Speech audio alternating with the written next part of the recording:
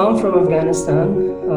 A very good afternoon, everybody in Australia, and good morning, everybody in Afghanistan. My name is Mohammed Hassan Hamidi. I work as a program assistant at Afghans for Progressive Thinking organization. On behalf of Afghans for Progressive Thinking organization and Monash University, I welcome all our brilliant debaters from ABT and Monash University, our audience watching us live streamed, all our colleagues at Monash University and ABT, and our distinguished guest, His Excellency Mr. Wahidullah Oisi, Afghanistan Ambassador to Australia, who will be adjudicating today's debate. Welcome to the fifth round of Afghan-Australian Intercollegiate Debate Series towards youth leadership and participation in the peace negotiations. These debating series aims to promote women and youth leadership and their active participation in decision-making and in processes such as peace negotiations. This debate round, as usual, has been hosted jointly by Afghans for Progressive Thinking organization, Monash International Affairs Society, and Monash University's Gender, Peace and Security Center. Before we go further, I would like to invite Professor Jackie, to introduce Monash University. The floor is yours, Professor. Thanks very much, Hassan. Welcome everybody and all the best to our debaters. As the intra-Afghan peace talks have begun in earnest over the last week, we're really delighted to co-host this fifth round of the Inclusive Peace Debate Series with Afghans for Progressive Thinking. I just wanted to say we stand in solidarity with the Afghan people, and we strongly support people-to-people relations between Australia and Afghanistan. Just a couple of words about Monash Gender, Peace and Security Centre. We are a research centre focused on issues of gender, peace and security. Our vision is to build globally recognised, gender-inclusive research evidence to deliver peace and security globally. And in addition to the research we do with government, international organisations and civil society organisations, we also engage in undergraduate and graduate teaching, as well as executive education and PhD supervision on gender, peace and security. So we welcome all future students to join us in the centre. Thank you very much, and really best of luck to the 8 debaters here today.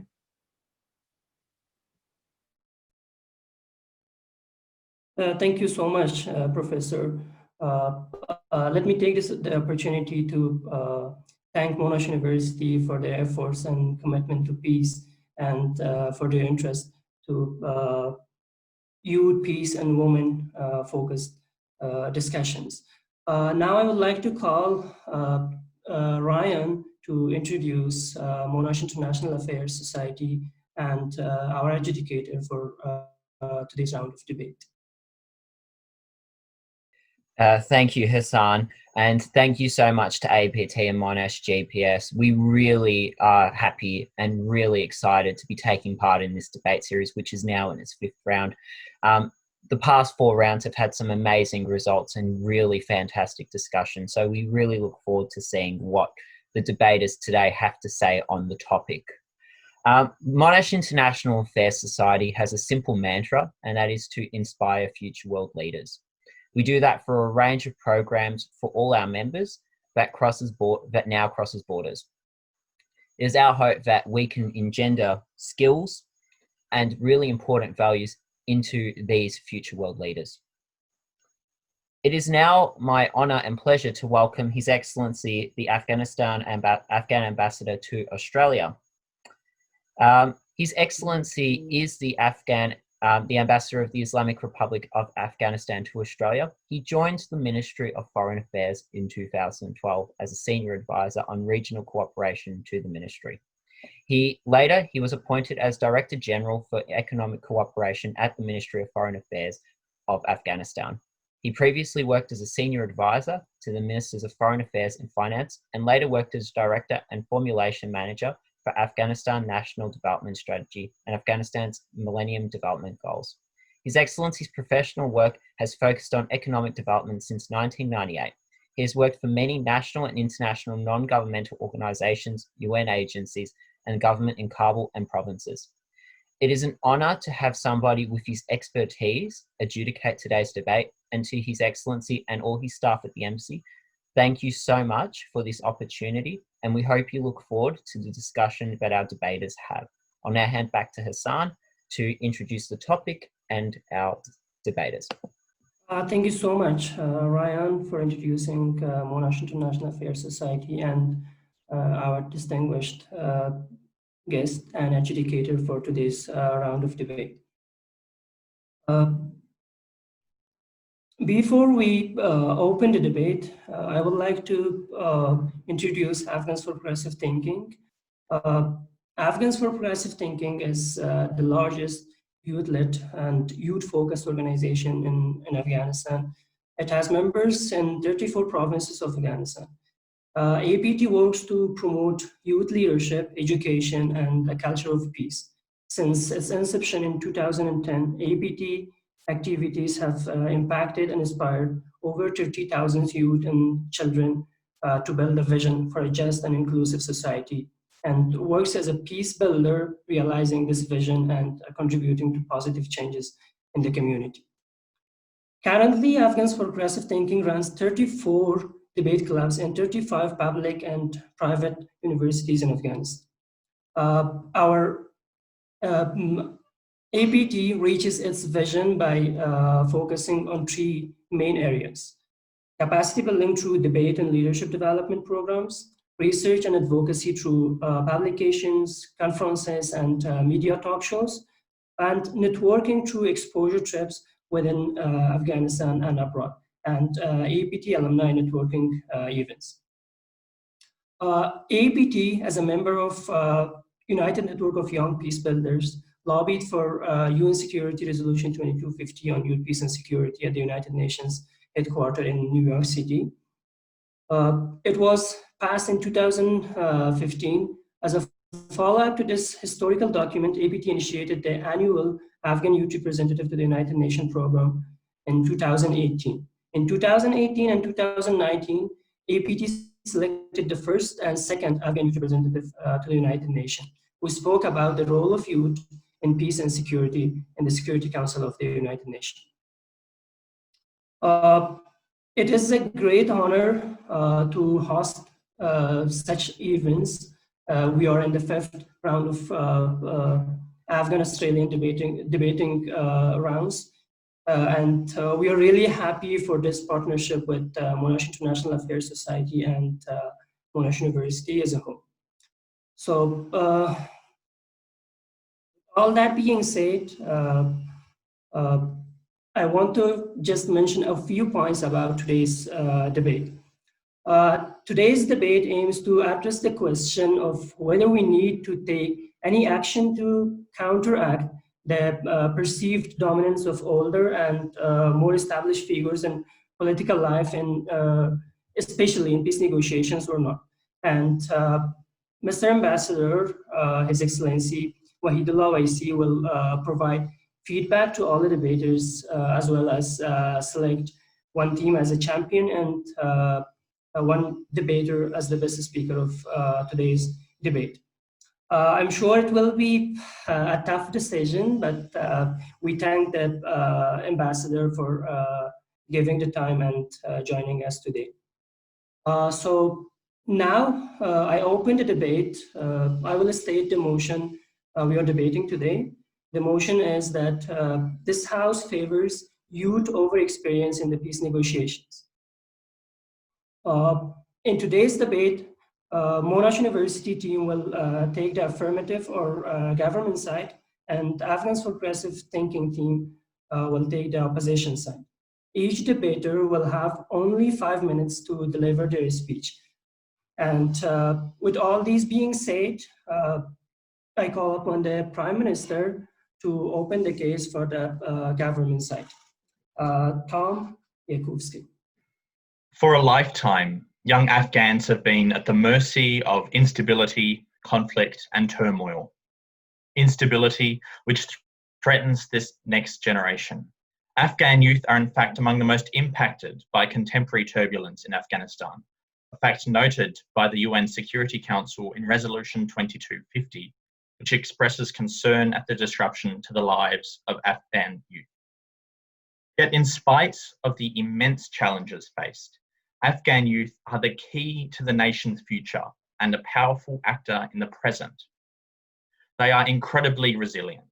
Today, the people of Afghanistan are presented with a monumental opportunity, the chance at a lasting peace, the negotiations of which we as the government believe should absolutely focus on the interests of Afghanistan's future generations ahead of the experience of the status quo. But more than just focusing on the future, negotiations should take into account the peace-building efforts of young Afghans today. For this reason, the government is proud to contend that we indeed favour youth over experience in peace negotiations.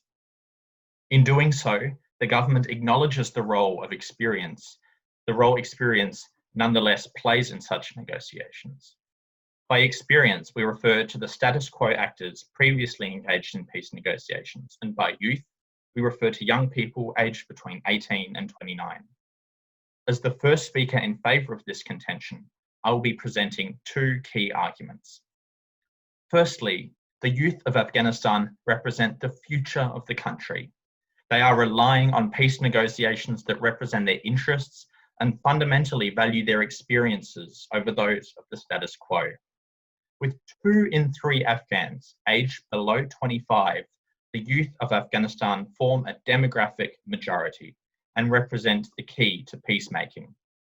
In fact, former Deputy Minister for Youth, Taimur Shah Eshaqzai, sums this up perfectly by claiming the future of Afghanistan's peace lies in this generation.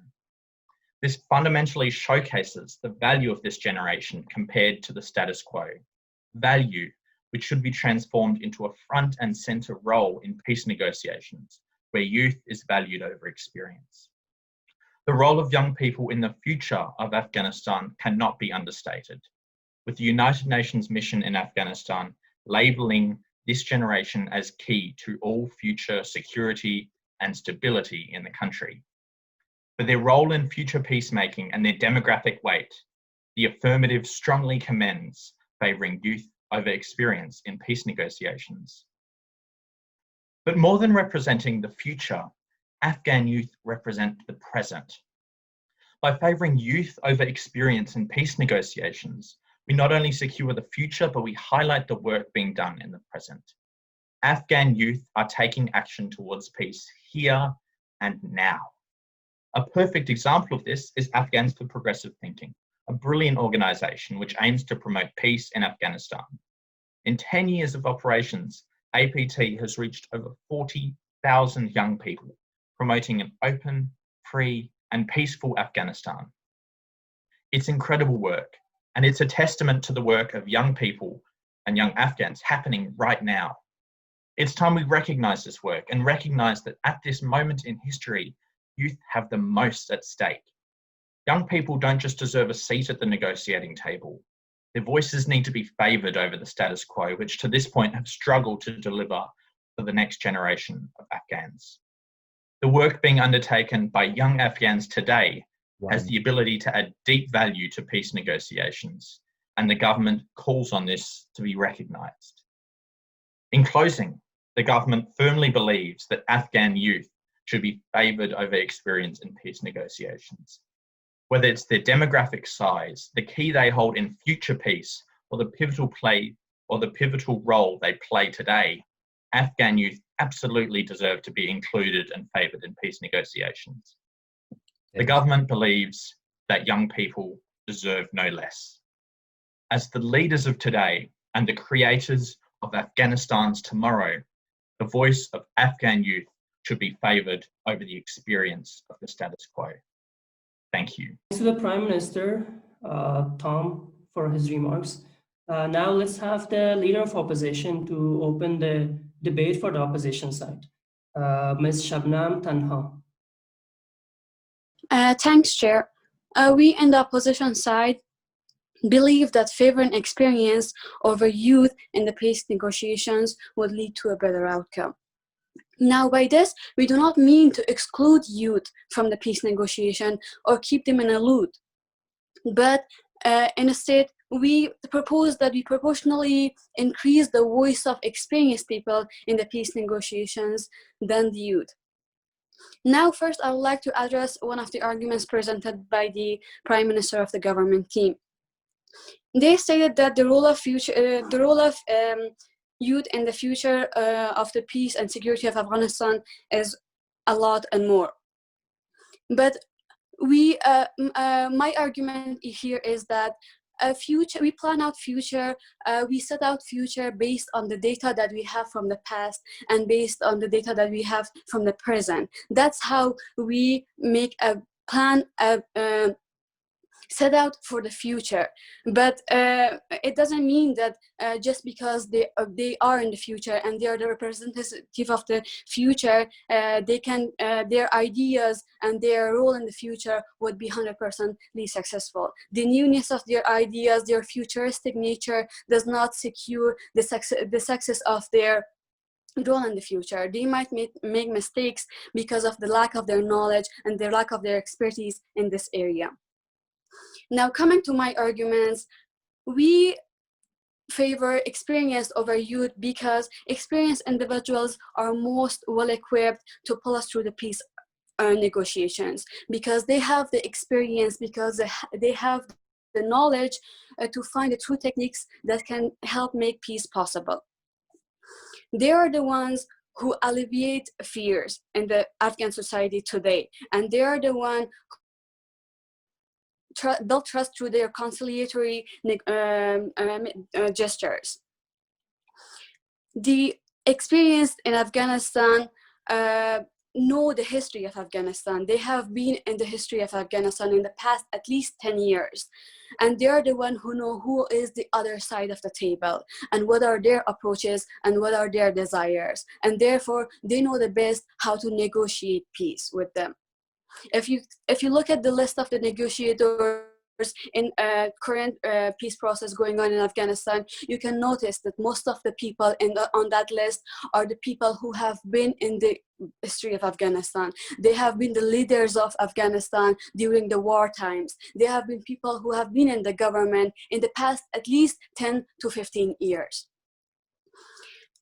Secondly, the youth in the Afghanistan lack the required navigational skills to respond to such a power dynamics in the current situation. They have a structural barrier to social mobility. They have impatience nature, they have independent nature, and they strive, they have a desire to strive for more than what's possible, which can be very negative on the peace negotiations going on currently. Also, it's pivotal not to avoid the well-known cliche of referring to youth as the change makers, because making a change for the future, making a positive change for the future and impacting future is not necessarily a factor of age.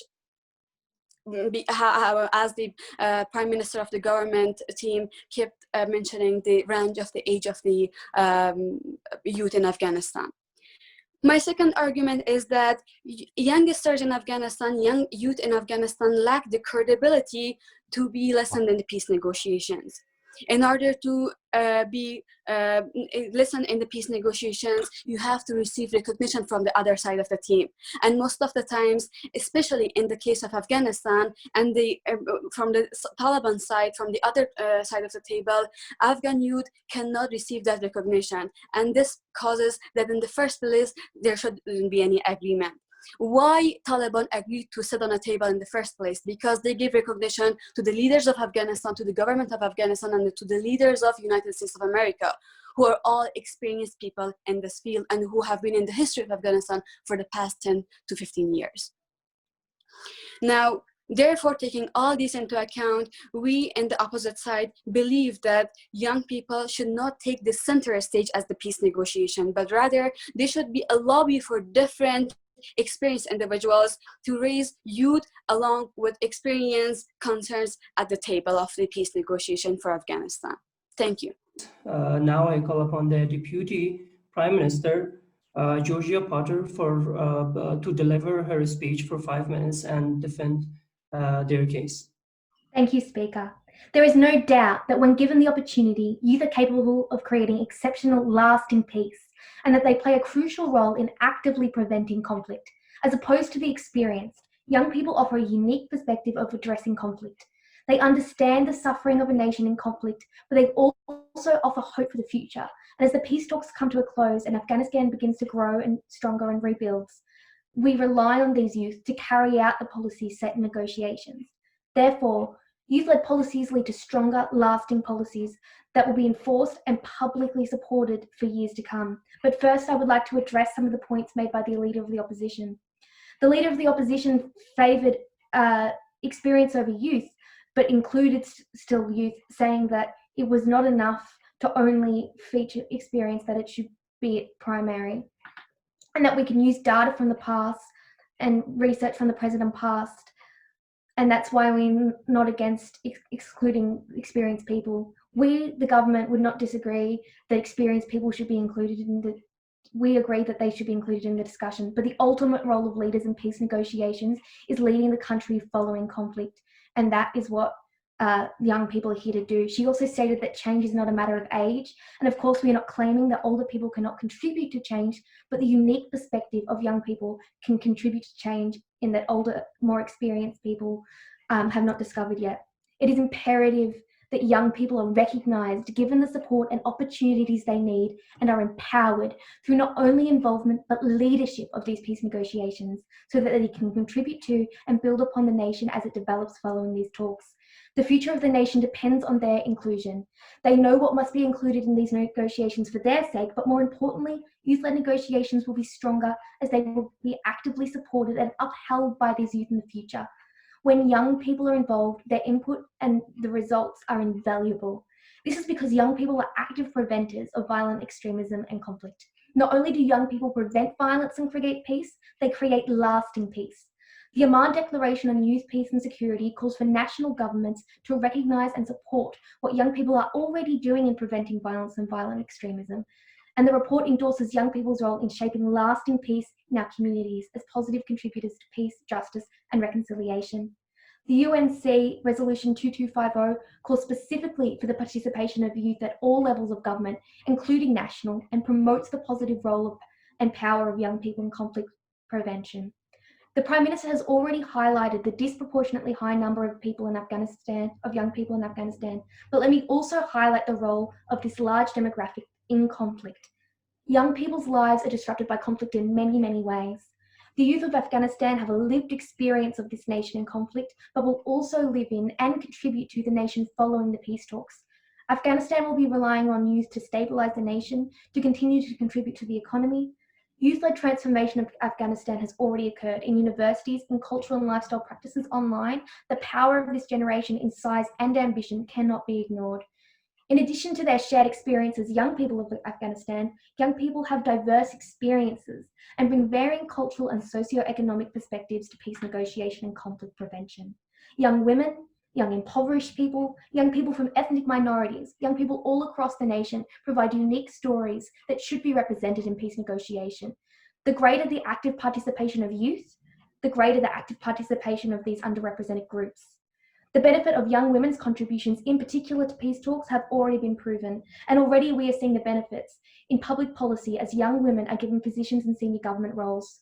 As quoted by Ms. Ghazal Hares, referring to young Afghan women, we are not responsible for the destruction, but we should be responsible for the reconstruction. Young people have the capacity to bring so much. The possibilities they offer both during and following conflict are far greater than the stagnant, repetitive cycles of conflict we have seen in the past from experienced leadership's attempts at peace negotiation. The youth will rebuild this nation so they deserve a place at the table, not behind the scenes as interns or researchers, but as leaders who will actively promote progress and change. Unlike the experienced, the youth are hope for something new. Thank you. Now let's have the Deputy Leader of Opposition, Mr. Ahmad Reshad Hamir, to defend their case and deliver his speech for 5 minutes. Mr. Speaker, ladies and gentlemen, this has been a very factually incorrect and analytically superficial debate by the opposition today. I mean, the whole case of our opposition revives around one point, and that is that youth will bring new perspectives and unique experience to the table, and this has miserably failed to prove that. How, Mr. Speaker? First of all, I could not really expect them to limit the motion in Afghanistan or to bring such a parameter, because favoring youth over experience in Afghanistan is such a challenging job considering the current status, Mr. Speaker.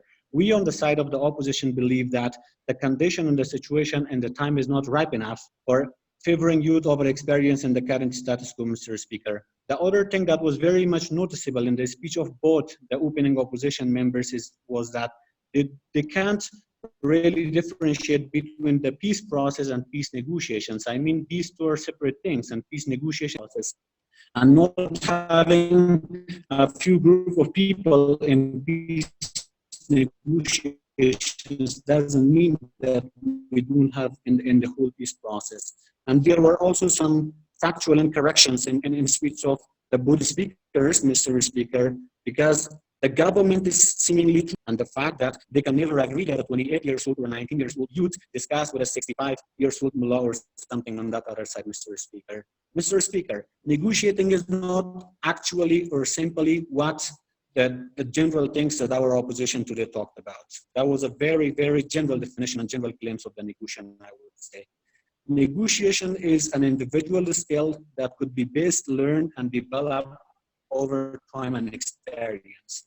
With that said, Mr. Speaker, let me acknowledge that this is a very context-dependent motion, and this debate is not really about what the opposition is claiming that to be. This debate is more about the stakeholder analysis and inclusivity that the opposition was very much focused on, Mr. Speaker. The debate is actually about what makes negotiations easier, fruitful, and sustainable. And it's more about the mutual acceptance possibility by both parties, Mr. Speaker. Mr. Speaker, whoever answers these two questions wins today's debate. First, is having experts as the core is a tested approach, or is having a youth-centered negotiation a tested approach? Mr. Speaker, research shows that judgment accuracy and experience are of key ingredients of successful outcome. Mr. Speaker, war can be best ended by those who have started it, as they know the real causes or origins of war. I mean, as my previous speaker touched upon, the historical knowledge, their political role, and their experience are very much pivotal and crucial in peace talks, Mr. Speaker. Mostly, we are in need of a very much win-win situation, Mr. Speaker, and that really needs a pre-conflict understanding of the pre-conflict history that unfortunately our youth lack that. Relevant to this point, Mr. Speaker, if there were 3 lessons to be learned from the all previous peace talks, I mean the peace talks in Myanmar, Colombian peace process, and a newly published book that I read about 25 lessons that Australia should learn for strengthening peace and stability in that country, there are three very much important recommendations and points to be considered. The first one is that saying only inclusivity and adding more symbolic actors can really make the process slower, and it can really make it more complicated, Mr. Speaker. The second point is that ex-combatants and individuals involved in the war conflict are those who can both make peace or destroy peace. So if they're not contented and satisfied, they can destroy peace. So I would say good rule is very much favored, Mr. Speaker. And thirdly, negotiators should be chosen based on what the negotiation is really about. In the context of Afghanistan, Mr. Speaker, negotiations are filled with intelligence, ISI, NDS, CIA, countries such as Russia, China, and Iran that can both play the role of supporters and the role of the spoilers. This is why Mr. Stanexai is leading the peace process, because that makes the process very much easier with the understanding that we have, Mr. Speaker. The second question that needs to be addressed and answered, and whoever answered that will be the winner of the debate, Mr. Speaker, is whether sustainability, inclusivity, and most importantly, easy implementation phase can be best achieved by an expert-centered group or by a youth-centered group. I would say that, Mr. Speaker, fighters get motivation from the on the other side, on the Taliban side. We see that youth people do suicide bombers. However, if a 75 years old or if a 78 years old person does that, I mean, that person is close to dying, but because they use ideological misinterpretations. And we can look at the madrasas in Pakistan and a lot of other countries. I mean, like, even if we have a youth-centered approach with the process, if they're not making compromise, we can have a sustainable peace in the future, Mr. Speaker. The other crucial point, Mr. Speaker, will be that youth are most vulnerable to the spoilers. I mean, war Afghanistan isn't a pure civil war.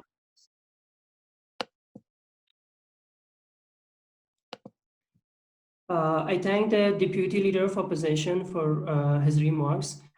Now let's have the Member of Government to extend the case for the government side. Thank you, Chair. Youth involvement within peace negotiations is of vital importance to the government, as it serves as an indispensable option to combat the diplomatic difficulties facing Afghanistan for the last several years.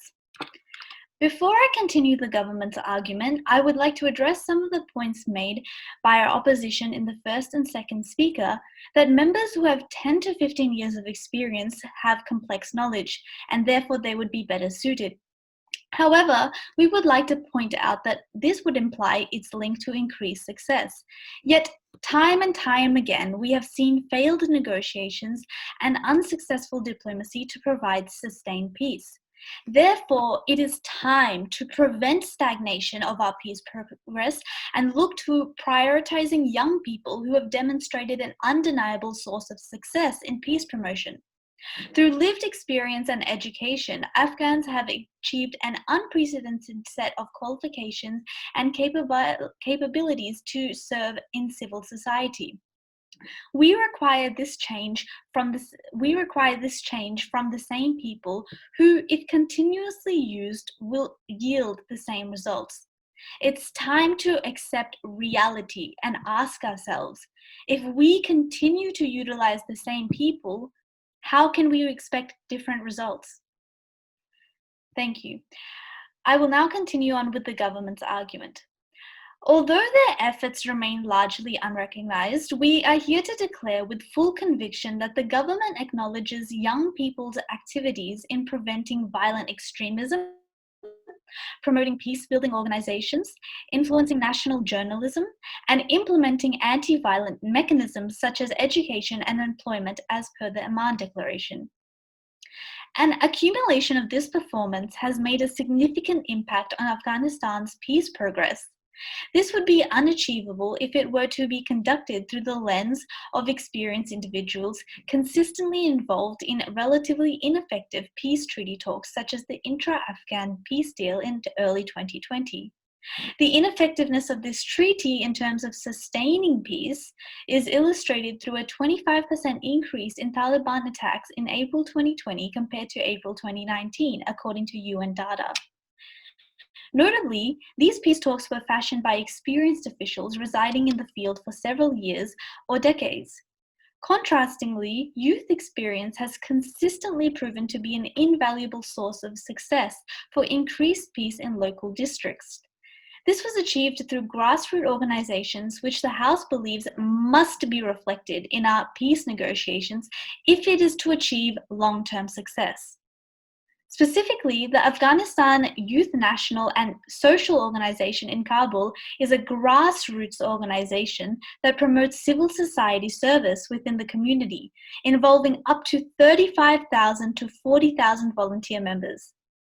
This demonstrates the motivation of a significant number of young people in attempting to reshape their environment at local levels as integral members of the civil society. These projects serve as valuable sources of information on future policies post-2001 Afghanistan. Therefore, it would make the most sense to include this qualitatively proven mechanism promoting peace into the central arena of politics, where its effectiveness can be magnified to achieve success in peace negotiations. As experts conducting comprehensive national consultations with over 6,000 Afghans have concluded that the contribution from the youth is critical in achieving sustained peace. This is because the youth, as the largest demographic of Afghanistan, comprising 68% of the population, are the most reliant on the future. Therefore, as the groups with the most to lose, it is only logical for the group to be the most mobilized and dedicated to public service, which can securitize Afghanistan's stability. These declarations of our preference to include the youth over experienced individuals may seem superficial. However, examples of the government's attempts to reconstruct our civil society, and thus our country, include the election of 3 women serving as district governors, demonstrating our inclusion of marginalized groups into the political processes to offer a fresh perspective. This demonstrates our government's commitment to empowerment and our declaration today that we support young people in their involvement in peace treaty talks over experienced, as the government favors a stable future. So clearly, the government will favor our youth. Thank you. I now call upon the member of opposition to extend the case for the opposition side. Mr. Hamidullah Hakimi, the floor is yours. I just want to point out one idea. When we talk about the youth, we're not actually focusing on inexperienced youth. We basically want the experienced people, regardless of age, as Mr. President said, 19 to 29, to get actively part in the peace process negotiations, specifically in the case of Afghanistan, which is the majority of the people are the young generation. We can use actually their experiences, but yet they have to have experience. They have to know the conflict. They have to know the pre-conflict history and the post-conflict trauma. These all points need experience and lots of skills that youth people they have to have it. That's why we actually give the ball to the elders who knows the history better, who knows the conflict better, and actually they know their conflict better. It's not the youth conflict. It's not the war between the young generation, because basically the young generation, what they want is peace, stability, prosperity, and a lot of things that normal life needs. Yet we give this chance to the people, to the young people who has this experience and the knowledge and the skills. Yet if I'm going to put my argument on the table about youth which don't have experience and yet they want to actually participate in this peace process, there's a lot of problems comes when we give this chance to the youth without experience. First of all, they don't have deep understanding of the post-conflict trauma, or they can easily get manipulated by others. They can get easily patronized, harnessed by politicians, and due to the low charismatic character that they have, they sometimes can be the drivers of the violence in the future. It's actually because of the emotional instability that they have, and actually the process can affect them in between, and as a result, the peace process will not have that expected or that actual ideal result. The second is that the responsibility that actually comes up as a result of negotiations. Each party has to take their responsibility. Sometimes we have to sacrifice lots of things to get a good, for the good of this society. Now, can we count on the youth generation to get that responsibility in case the future of the country will be dramatically worse than before? This is another point that I'm going to make, because young generation basically they are emotionally unstable, and this instability leads them to the lack of getting responsibility for the future. Those decisions that made during the peace process and actually brought up some responsibilities for the youth with unexperienced knowledge can lead to the chaos. The last is that unexperienced people, the youth, they're not tough and effective negotiators. They don't have solid characters, or they don't know the actually the national interest of the country, comparing to the elders, comparing to the experienced people who knows the history, who are in the context of this conflict. Remaining. And to add more, one point is that they don't have any ideological platform, comparing to the elders, comparing to the experienced people, comparing to those who knows diplomacy of war and peace and how to negotiate, or comparing to those who actually have these skills of peace negotiation. Thank you. Mr. Hakimi for his speech. Now I call upon the last speaker of the government side to conclude the debate for the government side. Mr. Pravind, Easwaran. Thank you, Mr. Speaker.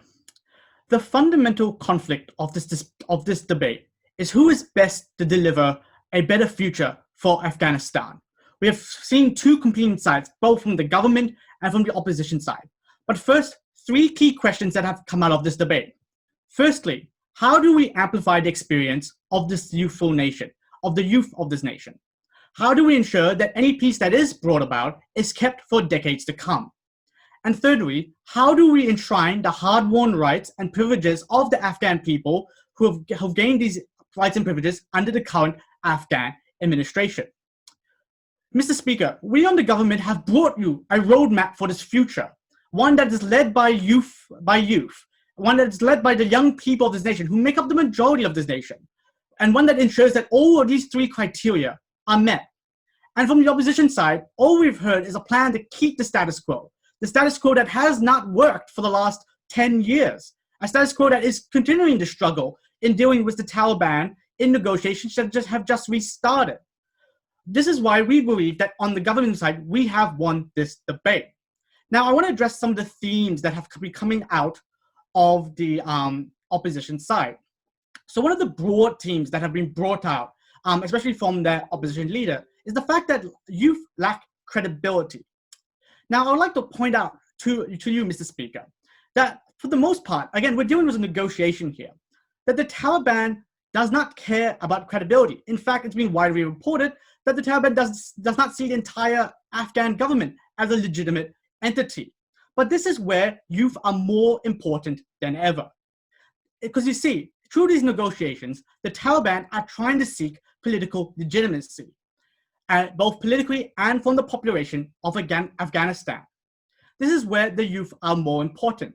A direct repudiation of their ideals by the youth of the nation, who again, as we've stated several times, make up 60% of the country's population, deprives the Taliban of this political legitimacy that they are seeking. They can just no longer come into a political force and try to impose their own ideals on the country of Afghanistan. And this further opens the doors for further compromise at the negotiating table, again, by a direct challenge by the youth of Afghanistan. Another area I want to focus on is the whole idea that has become on the opposition side that, oh, well, youth do not have experience in negotiating and they do not have experience in peace. And we're going to accuse from the opposition of basically simplifying down the whole peace building process. Now, I would like to argue that we are not simplifying the mechanisms of negotiations, but that the opposition is. First off, negotiation is not just negotiation. We're not just talking about the actual peace that's going to happen. We're talking about peace building, which is a multifaceted initiative. Again, once the negotiation is over and the peace has been signed on a paper, we need to ensure that peace is kept. And this requires addressing some of the underlying issues of Afghani society, such as high youth unemployment, youth education, youth health. This ensures that we will not be sitting back at this negotiating table in 15, 10, 15, 20 years, that this is a lasting peace that will enable the next generation of Afghanis the greatest opportunities that this nation can provide. And as an example, I like to point, Mr. Speaker, to you to the FARC-Colombia deal, which is often held up by both the United Nations and international observers as the gold standard for a comprehensive peace deal. It's not just peace, a cessation of violence. It also includes education, health targets, employment targets in that from both sides of the conflict. This is how we ensure that, and that was brought on by youth involvement, people who have the best experience in this area. Again, they have their best experience in this area, again, who've lived through this crisis. And as a minor point, I know there's, again, sort of related to that point, there have been these arguments coming out from the opposition that youth are not experienced enough. Well, I would like to hear from the opposition what this experience actually is. Would not living through, in the words of the opposition themselves, a civil war count as experience? That, having to live through, was your education disrupted? Was your schooling disrupted? Was, your lifestyle disrupted? Not count as experience that would be mattered on the negotiating table. We bring to you, Mr. Speaker, that youth can lead this peace process, that youth-led change will lead to lasting peace and invalidate the ideals of the Taliban, something that is not coming out of the opposition side. I'd like to conclude with that the future belongs to the young people and that this government is proud to propose. Now let's have the last speaker of the opposition side, Ms. Farida Razaqi. The floor is yours whenever you're ready. Thank you so much, Mr. Chair. Mr. Speaker, I want to attract your attention to the definition which raised by the government side. They count youth as people between age 18 to 29. So a person who still is a school student or still that person doesn't go to the university, how that person can represent the red lines of youth in the negotiation process. The other point is that we are not discussing about the future and the future after peace process, but we are discussing how this peace process can be effective. So in order to this peace process may be effective, we should pay attention that who are the parties to the war, and this peace process between two parties, that youth are not included in those parties, and the war was between two belligerent or two parties which now we can say elders of Afghanistan and also Taliban. And if you say that youth were victim of those wars, yes, we accept they were victim of those wars and also the extremist ideology of Taliban. But when we are coming to the parties of the peace process and also the parties that they should resolve their conflict between each other, they are not included youth. And in order to have a peace process with a good result for Afghanistan and Afghan people, we should send people who were party to that conflict, and they should resolve their conflict or their war with Taliban. And then after that, we can discuss how those the future for young generation will be. And the other point is that when we are saying that we favor experienced people, it doesn't mean that we will exclude youth in this peace process, but we mean that we should send people who have experience of negotiating with this group of Taliban, because in other side of the negotiation table, we have people who are more experienced and people who have experience of negotiating with US, and then after that negotiation they had an agreement. So if we send people who doesn't have any experience in negotiating with Taliban or any other groups, so it means that we send people without any experience, without any diplomacy in this negotiation table. And the other point is that when we are saying about the like red lines and also interests of Afghan people, so people who like experienced people, they are the people who have fought with Taliban for decades, and means that if they were accept to ended that, it's when they still we have a war with Taliban, it's still we have with like those people didn't accept any ideology of Taliban. It means that they will not go let go the easy all the in achievement that they had before and after the Taliban fall. And the other side mentioned a little bit about the majority of youth of majority of people in Afghanistan. Yes, they are majority, but it's only a static. The people who we send to negotiation with Taliban, they are people who have influenced youth in Afghanistan, and there are youths that follow those people. And like in Afghanistan, if we see in the context of Afghanistan, youth are like they don't have a strong like social base, and those elder people have a strong like social base, and even youth follow those people. So after like if we have a negotiation with Taliban, after if we have an agreement with Taliban, and if we have negotiators that they don't have any like social base, so it means that the result of those will not be accepted to people of Afghanistan, or people who they don't accept those people as their negotiators because they don't accept or even they don't follow them.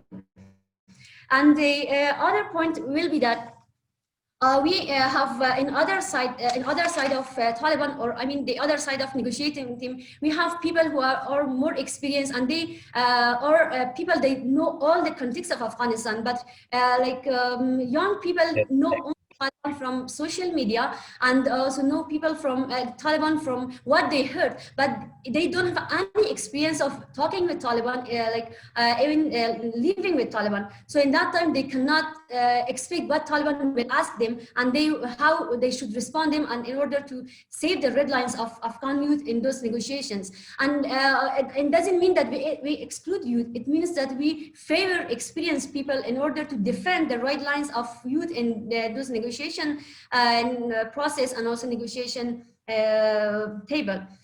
Also, the other point is that Speaker, your time has elapsed. Thanks to Ms. Farida Razaqi for the closing remarks.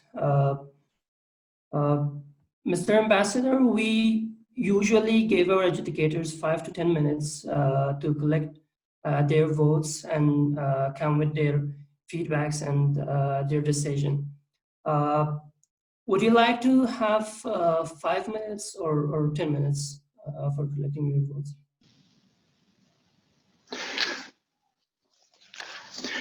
Thank you. I think I will 5 minutes, and that would be fine. Good. Well done, all the debaters for the excellent performance. We will take a break of 5 minutes while waiting for our educators' feedback and his decision.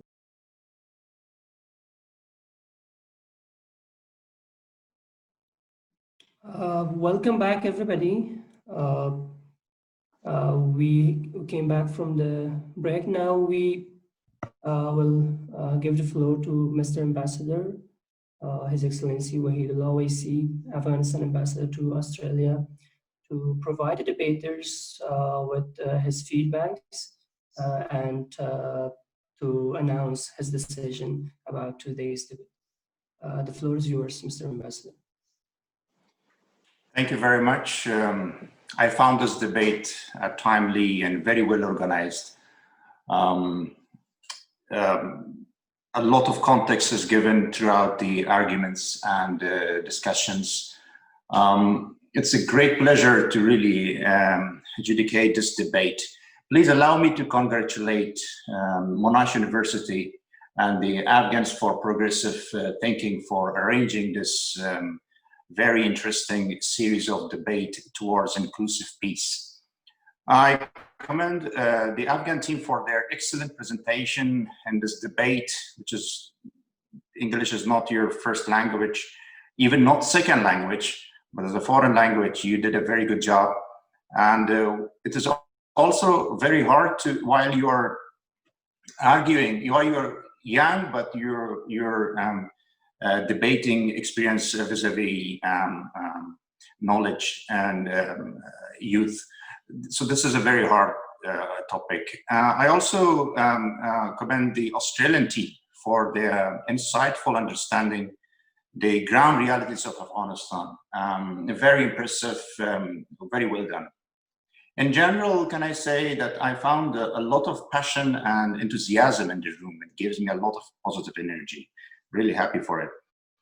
I'm sure it makes my job very difficult when I go to the final stage to choose the best and the runner-up or the second best at the end, because everybody did a good job.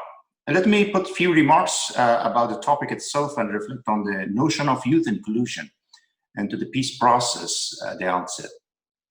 As we all witness around the globe, in Afghanistan and also in Australia, young women and men are striving for justice, inclusion, gender equality, and human rights. These are world criteria introducing youth and society.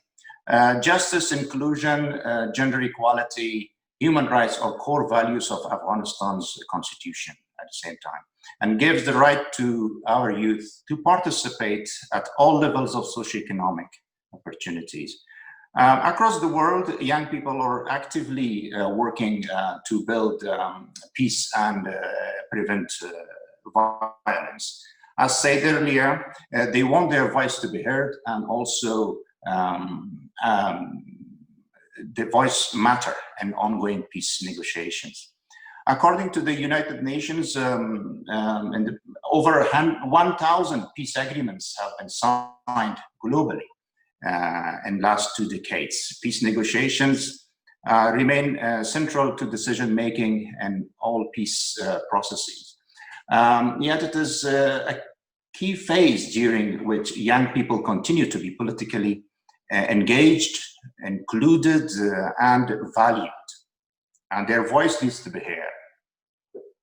From my practice in development and international relations in past 2 decades, I have not only witnessed youth engagement in policy and implementation phases, but I have been directly engaged in all the steps. I found that opportunity have been widely provided by the different stakeholders in my country. That was a great opportunity for me as a young participant at that time and a contributor. And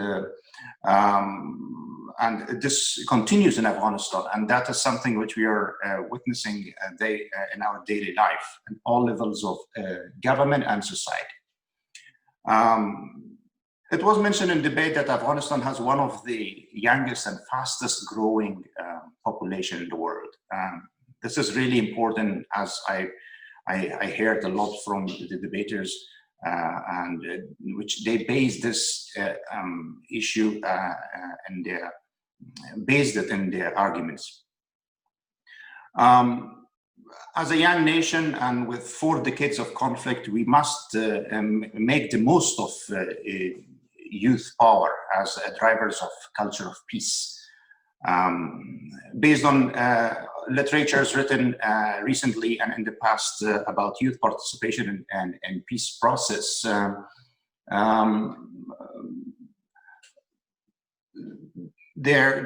young people today often constitute the majority population in countries with ongoing peace processes. Engaging with young people is not only demographic necessity, but a democratic imperative for countries, and an important venue for accountability of institutions to their mandates, to all legal norms and the people they strive to serve. From monitoring ceasefires to addressing local level disputes, from drafting and shaping peace deals to using technology and social media to reach broader constituencies, young people's energy and commitment to building and sustaining peace are playing a valuable role and giving us much to build on. Giving all this, I would like to go through the debates one by one and share my remarks and come to the very difficult part of it. Tom Yakubowski did a wonderful job. He came with a very rhetoric argument. Your structural approach was very good. You touched based on instability resolution 2050 and the challenges that you started and the reasons of participation of youth into negotiations. You spoke very slow, very well. It was understandable, very clear, and your arguments was also very strong, and you give a very good insight of youth participation and inclusion into peace process. You put some examples, and use of examples makes all our arguments and debates very powerful and interesting. So very well done, and thank you very much for participation.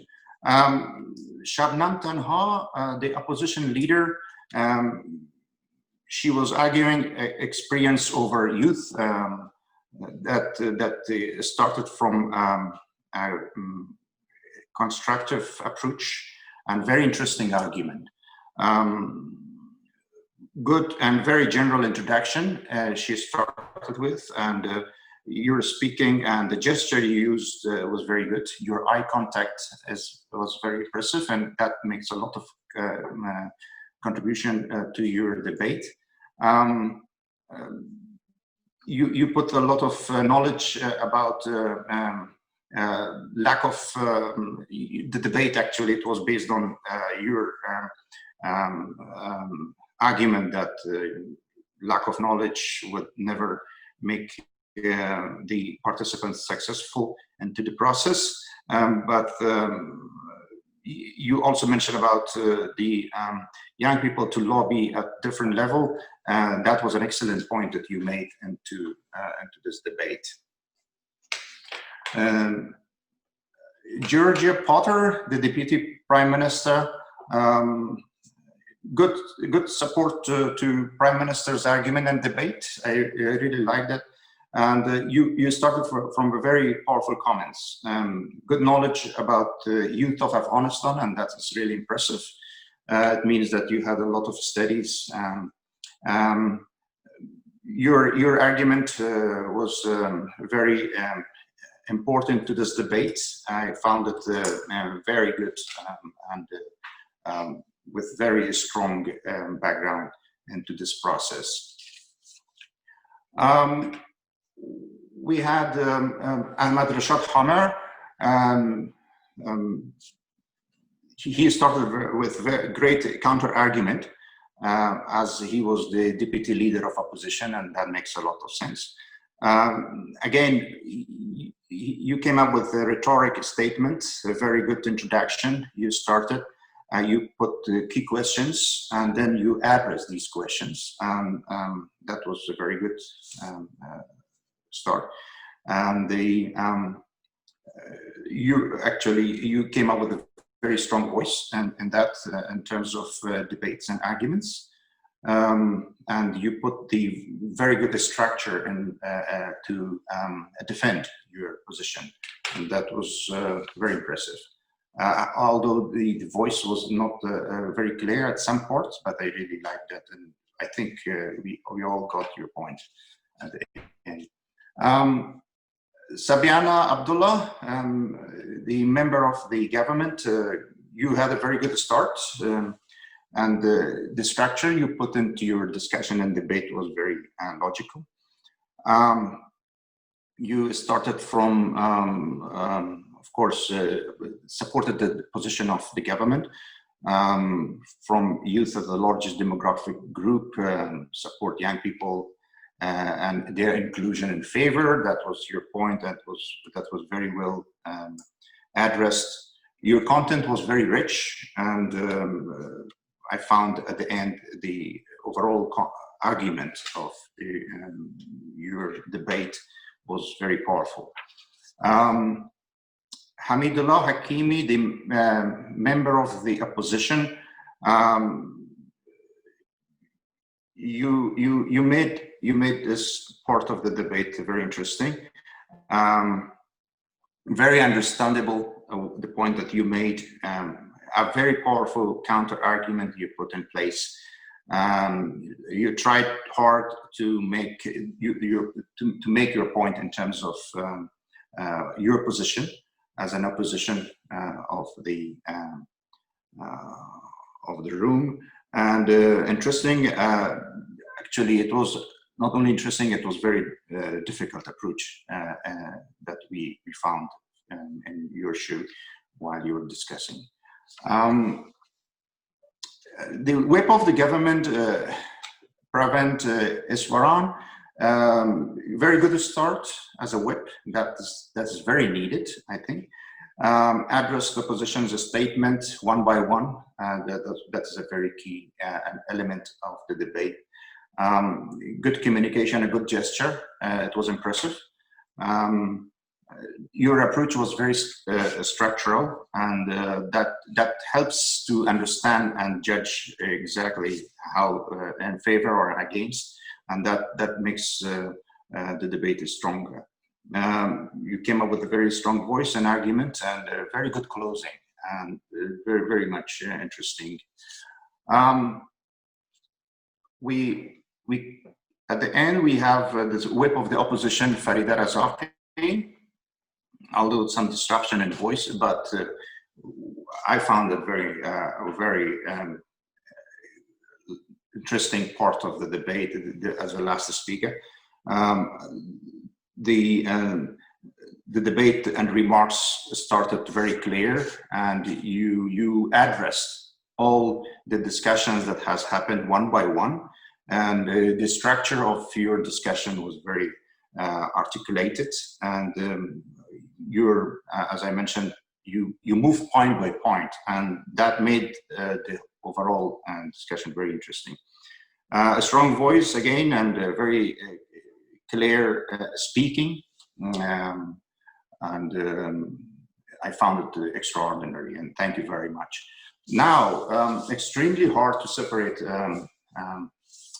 speakers, and that is really difficult, but I must come up with of two as a business speaker and as a runner-up now, because high quality debate from all sides we all heard, and we witnessed, and it gave me, and I'm sure the audience, a lot of food for thought, and that is really important.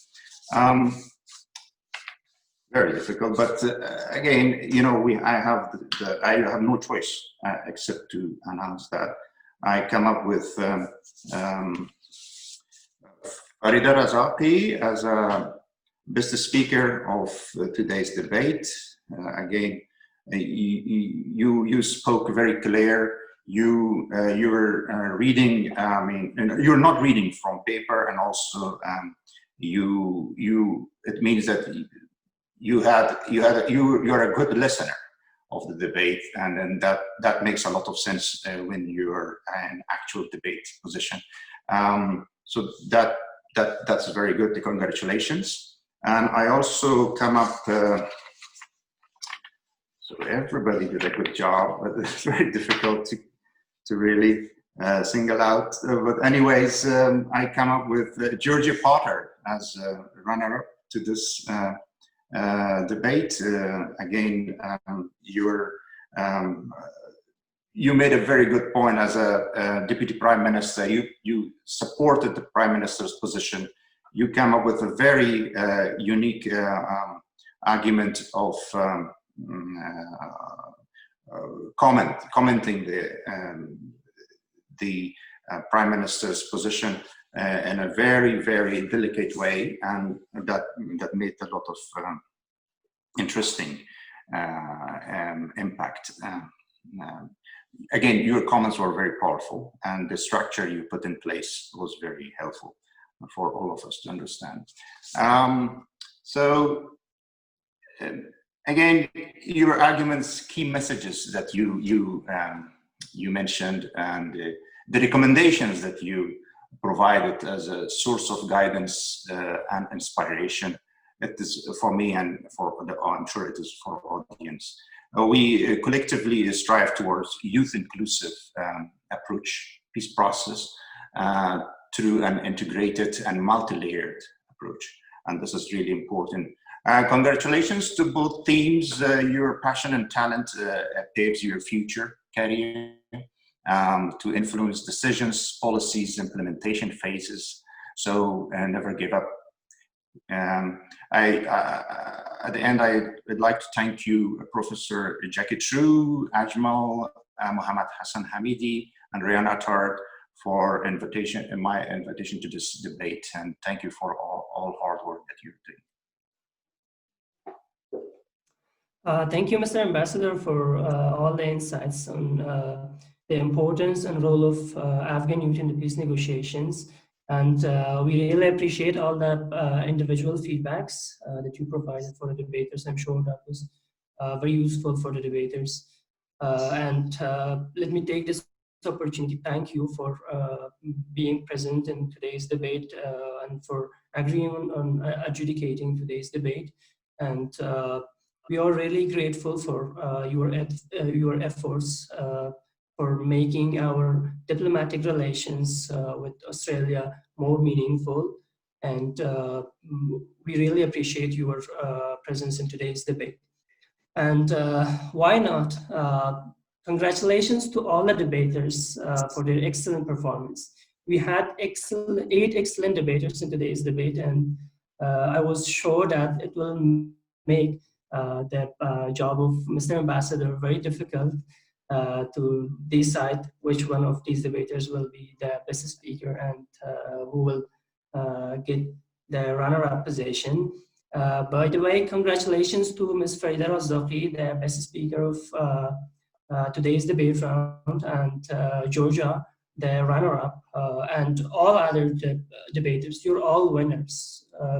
All the performances were excellent, and we congratulate every one of you for that. Before we close today's debate round, I would like to call upon the Professor Jackie for any closing remarks. And then we will give the floor to Ryan and Ajmal for the closing remarks. Thank you so much, Mr. Ambassador. That was a really detailed and thoughtful set of comments, inspiring each of the speakers. So we greatly appreciate your time today and your presence here. I think I want to congratulate Farida, Razaqi, and Georgia Potter for being awarded the best speaker and runner-up. Congratulations to you both. I think it's the first time we've had both female speakers on both sides be awarded the best speaker. So that's fantastic. I think it was one of the speakers, and I'm just forgetting which one it was, maybe Pravind, said, and I wrote it down, the future of the world. It's a truism, but it's very much true today. The future of the world and of Afghanistan and Australia is in the hands of youth. So we greatly appreciate all of you participating in this debate and continuing to support the series and the relationship between our two countries. Thanks very much. Thank you to APT and Monash International Affairs Society. It's fantastic to collaborate. Thank you, Professor. Ryan, you may have your closing remarks. Thank you so much to Hassan. Thank you so much, Professor True. Thank you so much, Your Excellency, for adjudicating today's debate. It was really great to hear your insight into this topic. Just in closing, there are a few other thank yous we need to give to the debaters for all your hard work. Thank you so much. Ajmal, as usual, thank you for everything you have done in preparation for this debate, but also for the behind the scenes work as well. So thank you so much to Stephen, who organized this live stream and the Zoom. Thank you so much to Jackie, who manages our online resources, and Sally as well, who assists. And thank you to Sarah Phillips from Monash GPS, who has put so much work. Every debate, we come out with really interesting and insightful arguments, and this debate was no exception. Fantastic work done by all the debaters, and we look forward to seeing another round of this debate and the arguments that the debaters bring out then. But I'll now hand over to Ajmal for his closing remarks.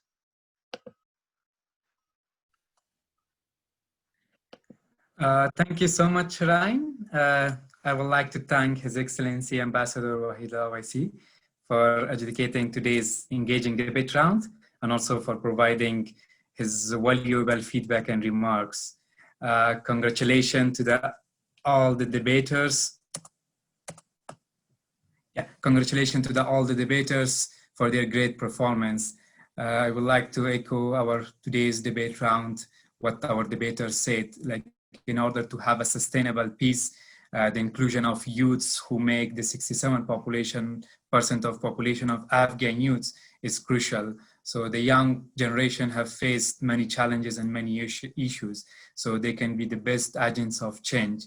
I would like to thank Professor Jackie, Ryan, and also all the colleagues from Monash University, and we are really grateful for our partnership.